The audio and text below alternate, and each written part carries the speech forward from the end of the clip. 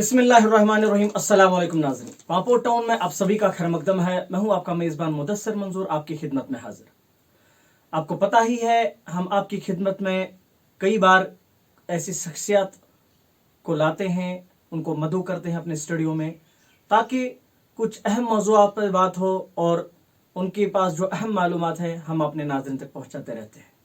तो उसी ज़िम्न में आज हमने मौलाना नूरुल हसन हफीज़ी साहब को दावत दी है।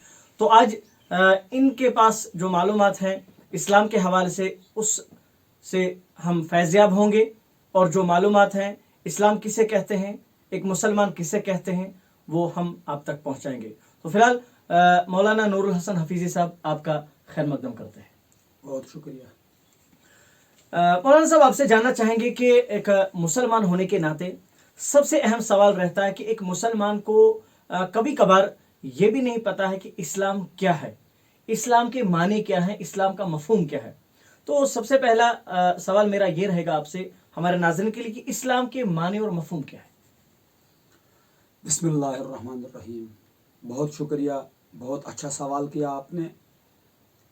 यह हकीकत है कि आज अक्सर व बेशतर अगर मुसलमानों से इस्लाम के हवाले से या इसके मानी और मफाहिम के हवाले से बात की जाती है तो अक्सर व बेशतर लोग बेखबर होते हैं, नाबलद होते हैं। इस्लाम एक ऐसा निज़ाम हयात है जो अल्लाह ताला ने अपने आखिरी पैगंबर हज़रत मोहम्मद मुस्तफ़ा सल्लल्लाहु अलैहि वसल्लम के ज़रिए तमाम इंसानियत की फलाह और बका के लिए भेजा है। गोया इस्लाम अल्लाह का दिया हुआ एक निज़ाम हयात और दस्तूर हयात है। अब इस्लाम के मानी की तरफ आते हैं। इस्लाम का माना है, इस्लाम का मतलब है अमन व सलामती। इस्लाम का जो मादा है, इस्लाम निकला है सलामा से। सलामा का मतलब है सलामती। तो इस्लाम का असली जो मतलब है वो है सलामती हासिल करना, महफूज रहना। जैसे कि एक हदीस में आया है, अल मुस्लिमु मन सलिमल मुस्लिमूना बियदिही व बिलिसानी। मुस्लिम वो है जिसके हाथ और ज़बान से दूसरे मुसलमान सलामत रहें। तो यहाँ खुद ब खुद इस्लाम का माने आ गया कि इस्लाम का मतलब है सलामती, सलामत रहना, दूसरों को सलामती देना।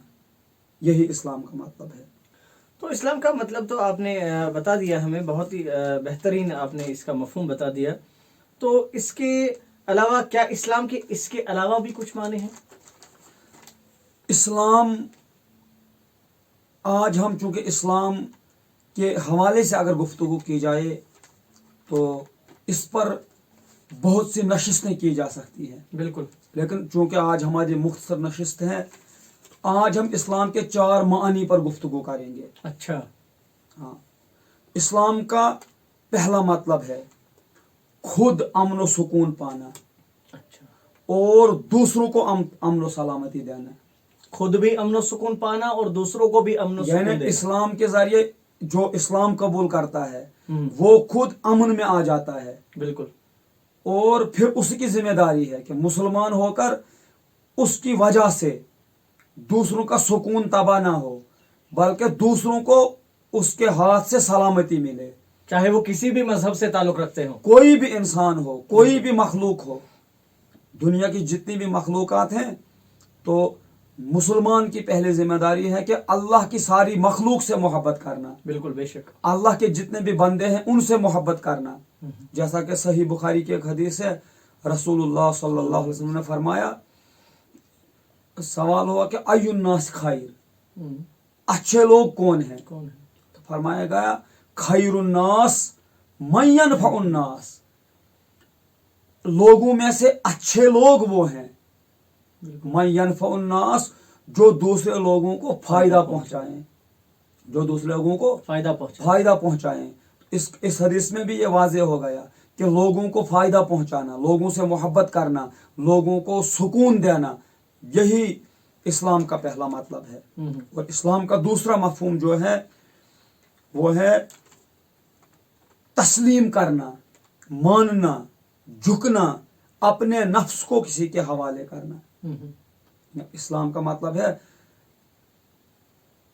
किसी के सामने झुकना। इसीलिए मुस्लिम का एक मतलब है, मुस्लिम वो है जो अल्लाह के सामने झुकता है, बिल्कुल, और जो अपने नफ्स को, अपनी फिक्र को अल्लाह और रसूल सल्लल्लाहु अलैहि वसल्लम के हवाले करता है। बिल्कुल, इसीलिए एक मिसाल दी गई है कि अरब में उस ऊंट को भी मुस्लिम कहते हैं जिसके मुंह में लगाम होती है, जिसके नथनों में नकेल होती है, अच्छा, और जब उसका मालिक उसकी पीठ पर बैठकर उसे चलाता है, अब ऊंट को अगर भूख लगी होगी तो वो घास देखेगा, कहीं सब्जा देखेगा तो वो फौरन उसके कदम सब्जे की तरफ जाएंगे, बिल्कुल, क्योंकि उसे भूख लगी है, उसका नफ्स उसे कह रहा है कि वहां घास है। लेकिन उसका मालिक जब वो कदम उठाता है घास की तरफ या सब्जे की तरफ जाने के लिए, तो उसका मालिक उसकी लगाम खींचता है, उसकी नकेल को खींचता है, तो वो फौरन अपने कदम मोड़ लेता है। बिल्कुल, गोया अगर उसे प्यास लगी है तो वो पानी की तरफ जाएगा, लेकिन उसका जो मालिक है वो लगाम को झटका देता है तो वो अपने कदम वापस लाता है। इसका मतलब है ऊंट ने अपने नफ्स को अपने मालिक के हवाले किया है। बेशक, तो मुस्लिम का एक मतलब है जो अपने नफ्स को अल्लाह और उसके रसूल की तालीमात के हवाले कर दे। बेशक, बेशक, हमारा नफ्स कहता है झूठ बोलो, लेकिन अल्लाह और उसके रसूल का हुक्म है झूठ मत बोलो। बेशक, तो हमें अपने नफ्स को रोकना है। हमारा नफ्स कहता है किसी का हक खाओ, लेकिन अल्लाह और उसके रसूल की तालीमात है किसी का हक मत खाओ, ना हक किसी की चीजें मत दबाओ। तो इस्लाम हमें रोकता है। तो रुकने वाला जो है, जो जितना रुकेगा वो उतना अच्छा मुसलमान है। बेशक, जो जितना अपने नफ्स को और अपनी फिक्र को अल्लाह और उसके रसूल के हवाले करेगा वो उतना अच्छा मुसलमान है। बेशक, और जो जितना उससे दूर भागेगा वो उतना खराब मुसलमान है। उसके अमाल से इस्लाम भी बदनाम होगा, खुद उसे सजा भी होगी कयामत। क्या मुसलमान अच्छा भी हो सकता है और मुसलमान बुरा भी हो सकता है? बिल्कुल, जिस तरह दुनिया के बाकी मामलात में है। क्योंकि हमने कई बार ऐसे सुना है कि ये अच्छा मुसलमान है, कोई कहता है कि ये बुरा मुसलमान है, तो क्यों उनको बुरा कहा जाता है? अगर वो मुसलमान है तो अच्छे बुरे में कैसे तमीज कर पाएंगे? ये एक आसान सा मसला, जिसके अमाल अच्छे हैं, जिसके अमाल बिल्कुल अच्छे हैं, जिसके काम अच्छे हैं, जिसके कारनामे अच्छे हैं, जो अपने घर वालों के साथ अच्छा है, जो अपने हमसायों के साथ अच्छा है, जो अपने दूसरे जो उसके नियर्स एंड डियर्स हैं, कराबतदार हैं, या जिस भी फील्ड में वो जाता है, जो लोगों के साथ अच्छा है, तो लोग खुद कहेंगे ये अच्छा आदमी है। अब इस्लाम के साथ जो जितना वफादार होगा, जो जितना इस्लाम की तालीमात पे अमल करेगा वो उतना अच्छा मुसलमान है। और जो जितना लोगों के साथ बुरा होगा तो उतना बुरा इंसान वो होगा। इसी तरह जो जितना इस्लाम से बाहर निकलेगा, इस्लाम की तालीमात की खिलाफ वर्जी करेगा, वो उतना बुरा मुसलमान है। चुनाचा अच्छाई और बुराई हर फील्ड में है, इस्लाम में भी है कि अगर इस्लाम के साथ कोई अच्छा, वो अच्छा मुसलमान है। जो इस्लाम के साथ नहीं चलेगा अच्छी तरह, उसकी वजह से इस्लाम बदनाम हो रहा है, उसकी वजह से इस्लाम पे उंगलियां उठ रही हैं, तो वो बुरा मुसलमान है। अगर वो खुद को सुधारेगा वो भी अच्छा बन सकता है। बेशक, तो खुद का एहतिसाब इंसान के लिए जरूरी है, बिल्कुल, मुसलमान अपने को नफ्स साबित को, करने के लिए। बिल्कुल। और तो इसी तरह इस्लाम का तीसरा मफहूम है सुलह करना। सुलह करना यानी इस्लाह करना अपने आप की। इस्लाम में आकर इंसान को देखना है कि मुझ में कितनी बुराइयां हैं, मुझ में कितनी बुरी आदतें हैं, उनको छोड़ना, इस्लाह करना। और इसका एक मफहूम है लोगों के दरमियान सलाह कराना। यानी एक मुसलमान की पहचान यही भी है कि वो सुलह कराता है, बिल्कुल, इस्लाह भी करता है। और सुलह भी इस्लाम में से ही निकला है। सुलह का मतलब है बिगाड़ को ठीक करना। अगर किसी घर में बिगाड़ है, झगड़ा बिगाड़ है, उस बिगाड़ को खत्म करके उनको सुलह कराएंगे तो वो इस्लाह है। तो गोया मुसलमान का एक काम है इस्लाह करना। और इस्लाम का चौथा मफहूम है बुलंदी पर पहुंचना। क्योंकि सिल्म सीढ़ी को भी कहते हैं। अच्छा, सिल्म। सिल्म। और अगर इस्लाम सिल्म से निकला है, इसका मतलब है बुलंदी पर जाना। इसका मतलब है कि जो मुसलमान बनता है वो इस्लामी तालीमात पर अमल करके बुलंदी पर जा सकता है, उसे उरूज मिलता है, उसे इज्जत मिलेगी। जैसे कि कुरान में है, खैरुकुम इंदल्लाहि अतकाकुम, अल्लाह के नजदीक अच्छा वो है जो मुत्तकी और परहेजगार है। गोया अब अगर इस्लामी परहेजगारी क्या है, इस्लामी तालीमात पर अमल करने का नाम परहेजगारी है। सबसे बड़ा परहेजगार वो है जो इस्लामी तालीमात पर अमल करता है। और जब इस्लामी तालीमात पर अमल करेगा कोई, तो वो बुलंदी पर पहुंचेगा, उसे अल्लाह की रजा मिलेगी, उसे रसूलुल्लाह की रजा मिलेगी। तो जिसे अल्लाह की रजा भी मिलेगी, रसूल की रजा भी मिलेगी, उससे ज्यादा बुलंदी पर कौन होगा? इससे तो ज्यादा कोई बुलंदी ही नहीं है। सहाबा के लिए तो कहा गया सबसे बड़ी उनकी आजमत, रदियल्लाहु अन्हु वरदू अन्हु, अल्लाह उनसे राजी हो गया, वो अल्लाह से राजी हो गए। इससे बड़ा दर्जा कोई नहीं है। तो इस्लाम लोगों को बुलंदी पर पहुंचाता है। उनका किरदार बुलंद होता है, उनका इखलाक बुलंद होता है, उनकी आदत अच्छी होती है, तो लोग भी देखते हैं कि भाई ये अच्छा आदमी है। गोया मुसलमान समाज में भी बुलंदी पर जा सकता है अगर वो इस्लामी तालीमत पर अमल करेगा। बिल्कुल। मुझे एक वाक़ा याद आ गया कि हजरत सुल्तान बायज़िद बुस्तामी रहमतुल्लाह अलैह, उनका एक हमसाया एक मजूसी था। तो सुल्तान बायज़िद बुस्तामी का जो हमसाया मजूसी था, उसे मजबूरी में अपना घर बेचना पड़ रहा था। तो जो घर खरीदने के लिए आया, तो उसने मजूसी ने खरीदने वाले को बहुत ज्यादा कीमत बताई। उसने कहा इतना यहाँ पर रेट नहीं है जमीन का, आपने ज्यादा कीमत क्यों बताई? कहा जो मेरा घर है इसकी कीमत इतने नहीं है, लेकिन हमारा हमसाया सुल्तान बायज़िद बुस्तामी है, तो आपको एक में अच्छा हमसाया दे रहा हूँ। बिल्कुल, आप घर भी खरीद रहे हैं लेकिन उसके हमसाया जो है नेक है। गोया अच्छा हमसाया मिलना बड़ी नेमत है। बेशक। और वो मजूसी को ये तस्लीम था कि सुल्तान बायज़िद बुस्तामी अच्छा आदमी है, इसलिए इनकी वजह से मेरे घर की कीमत बढ़ गई है। बेशक। तो उस खरीदने वाले ने फौरन खरीद लिया कि जब मुझे इतना अच्छा हमसाया मिल रहा है तो मुझे और क्या चाहिए। बेशक। एक मुसलमान की जबान और हाथ कैसा होना चाहिए? एक मुसलमान की, देखिए रसूलुल्लाह सल्लल्लाहु अलैहि वसल्लम ने फरमाया कि मुसलमान जो है, अल मुस्लिमु मन सलिम अल मुस्लिमूना बियदिही व बिलिसानिही, अच्छा मुसलमान वो है जिसके हाथ से और जिसकी जबान से दूसरे मुसलमान सलामत रहें। अब हाथ भी सलामती वाला हो, दुआ करनी चाहिए। एक मुसलमान के हाथ से हर किसी को फायदा मिलना चाहिए, हर किसी को सहारा मिलना चाहिए, और मुसलमान की जबान से हमेशा अच्छी बात निकलनी चाहिए। कूलू कौलन सदीदा, जैसे अल्लामा इकबाल ने भी कहा है कि हो मेरा काम गरीबों की हिमायत करना, दर्दमंदों से ज़ईफों से मोहब्बत करना, दुख उठाए न मेरे हाथों से जानदार कोई, कि मेरे हाथों से किसी जानदार को, बिल्कुल किसी भी ह्यूमन बीइंग को, या जितने भी जानदार हैं, चाहे वो जानवर हो, एक चिमटी भी हो, एक चिड़िया भी हो, एक कबूतर हो, एक कुत्ता हो, एक बिल्ली हो, कहते हैं कि दुख उठाए ना मेरे हाथों से जानदार कोई, कि मेरे हाथों से किसी जानदार को तकलीफ ना पहुंचे। इसीलिए रसूलुल्लाह सल्लल्लाहु अलैहि वसल्लम ने फरमाया कि मुसलमान के हाथ से और उसकी जबान से किसी को भी तकलीफ नहीं पहुंचनी चाहिए, बल्कि सलामती मिलनी चाहिए। और जो एक हदीस में आया है कि वल्लाही ला यदखुलुल जन्नह, अल्लाह की कसम वो जन्नत में नहीं जाएगा। सहाबा ने पूछा कौन? मन या रसूलुल्लाह सल्लल्लाहु अलैहि वसल्लम, कौन है ऐसा बदनसीब? फरमाया मल्ला यामन जारहु बवाइकहु, जिसका हमसाया उसकी तकलीफों से महफूज ना रहे। गोया हमसाये को अपने हाथ से या अपनी जबान से सताने वाले के लिए कहा कि वो जन्नत में नहीं जाएगा।